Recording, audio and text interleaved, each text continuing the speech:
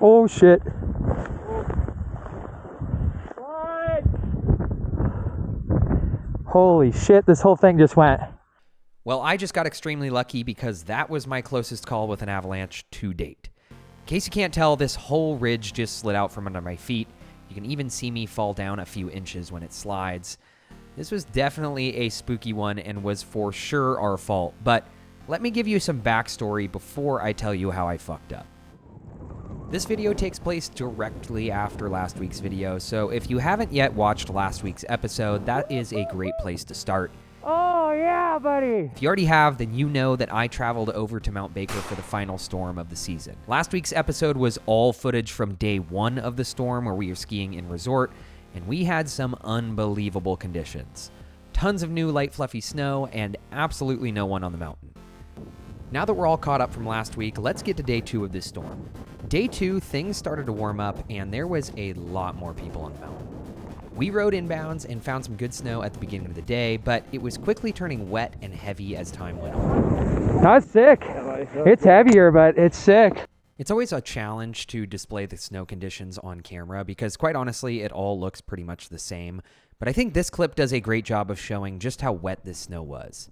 I went off this little drop and front punched the landing, but you'll notice I had a really hard time getting up just because of how clumpy this snow was.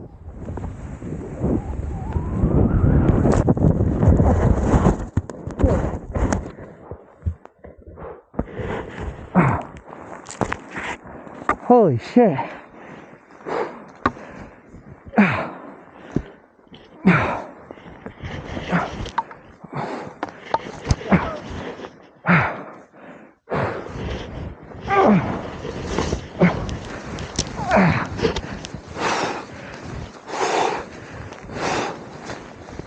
And it wasn't just that zone. As time went on, everywhere on the mountain was just getting wetter and wetter. Features I had easily stomped the day before, I was now front punching out of unless I landed super backseat.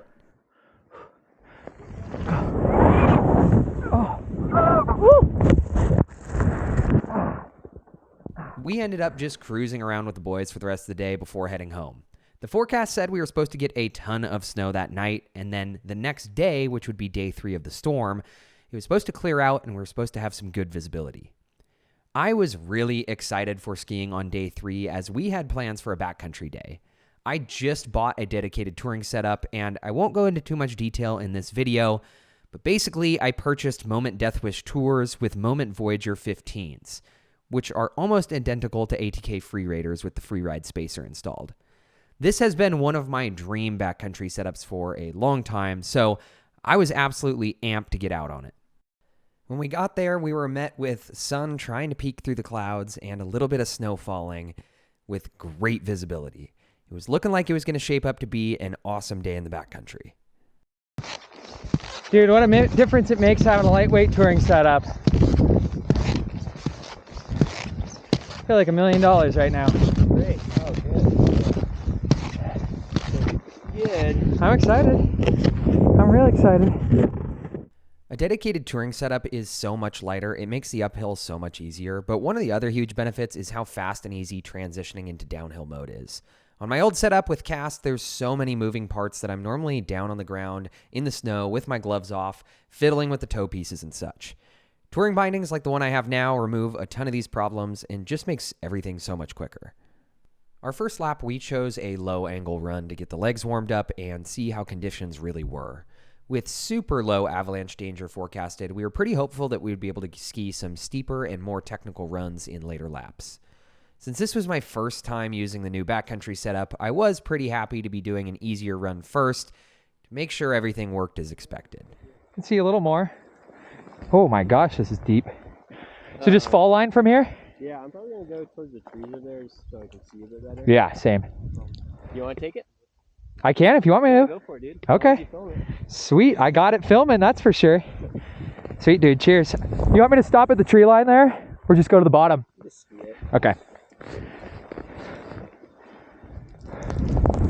Oh my God.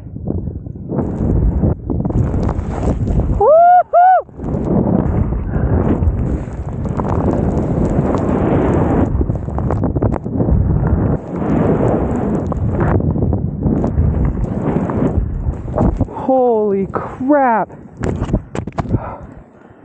Oh my gosh.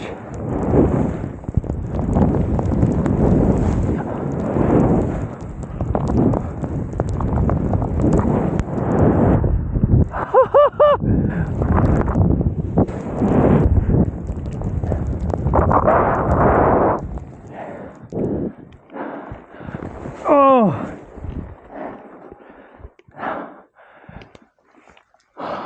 Yeah, dude. I wasn't sure where we were going. That was great. That was awesome. Dude, it was way steep.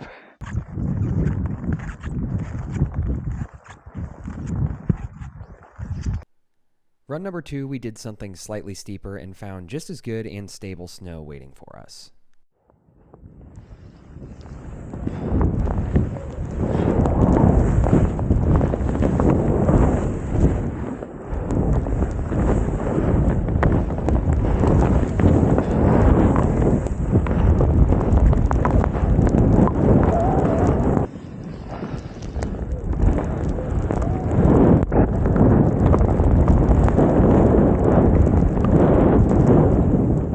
Then it was back up the skin track where we found a couple friends waiting for us at the top. Big dog. Nice jacket, buddy.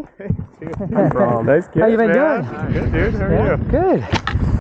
A quick transition, and we moved on to something even steeper. With all this great skiing, a low avalanche danger rating, and the excitement of new gear, what I failed to take into account was how the rapid warming may impact the snowpack.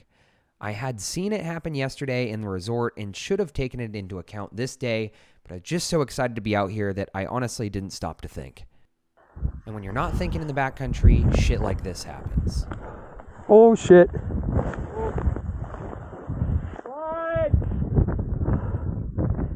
Thankfully, my friend was on a ridge to the left of this bowl, which he had planned to ski just in case something like this happened, and I was high enough above the bowl to avoid being swept away. But the margins were a bit tighter than I'd like. Learning lesson, I really should have stayed much higher above this while my friend dropped in. This was 100% avoidable. If I had taken a second to think about the warming trend, I should have known the risk would increase throughout the day. But in all honesty, this wasn't a huge slide, probably a D1 or smaller, but it was a clear sign that I had let my guard down. The lesson for me was to never let excitement override safety. The backcountry doesn't care how stoked you are on your new gear. That was freaky, dude. Yeah. That was really freaky.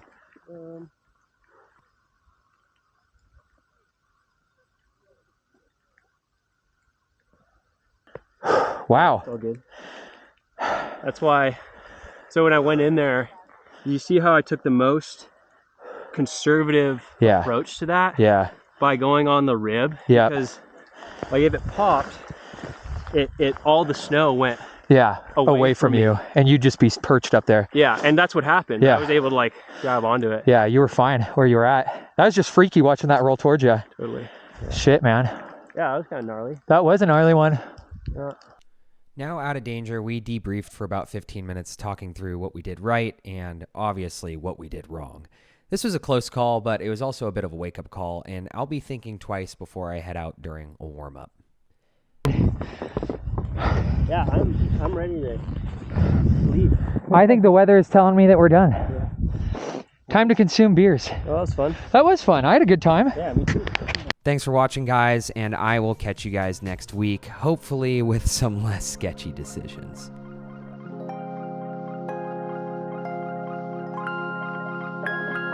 So I keep my right hand to the wall and my eyes on you.